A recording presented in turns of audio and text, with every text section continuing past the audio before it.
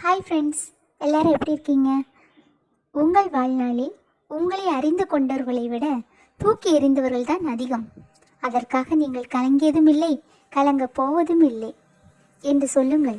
வாழ வழி தானாக கிடைக்கும். முகம் முழுக்க சிரிப்புடன் நான் நன்றாக இருக்கிறேன் என சொல்லும் போதெல்லாம் அவர்கள் முகம் வாட வேண்டும். ஃப்ரெண்ட்ஸ், இதற்கு சம்மந்தமாக இன்றைக்கி நான் உங்களுக்கு ஒரு கதை சொல்ல போகிறேன். ஒரு பெரிய கம்பெனி முன் ஒருவர் டீ கடை வைத்திருந்தார்.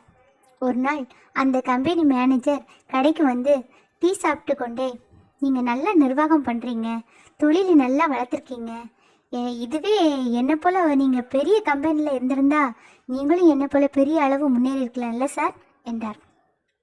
டீ கடைக்காரர் ஒரு பெரியவர்.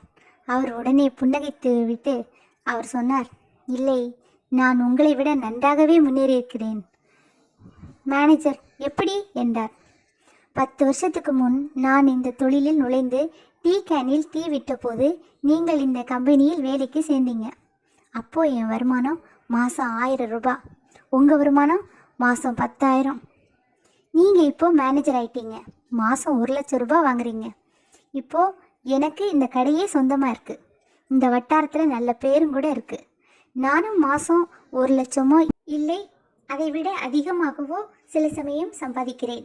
நாளை என் வாரிசுகளுக்கு இந்த தொழிலில் நான் தர முடியும்.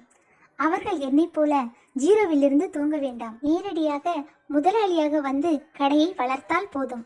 ஆனால் உங்களுக்கு அப்படி இல்லை. உங்கள் பதவியை உங்கள் மகனுக்கு அப்படியே தர முடியாது. உங்கள் இத்தனை வருஷ உழைப்பின் பலன் உங்கள் முதலாளி மகனுக்குத்தான் போகும். உங்கள் மகன் மீண்டும் ஜீரோவிலிருந்து தான் துவங்க வேண்டும். நீங்கள் பட்ட அத்தனை கஷ்டத்தையும் அவனும் படுவான். உங்கள் மகன் உங்களைப் போல மேனேஜர் ஆகும்போது என் மகன் எந்த நிலையில் இருப்பான் என்று நீங்கள் கணக்கு போட்டுக்கோங்க. ஒருவேளை என் மகனிடம் வேலைக்கு வந்தாலும் வரலாம் என்றார். மேனேஜர் குடித்த டீக்கு பணத்தை கொடுத்துவிட்டு ஓடிவிட்டார். ஃப்ரெண்ட்ஸ், தொழிலும் விவசாயமும் கை கொடுப்பது போல எதுவும் கை கொடுக்காதீங்க. நன்றி, வணக்கம்.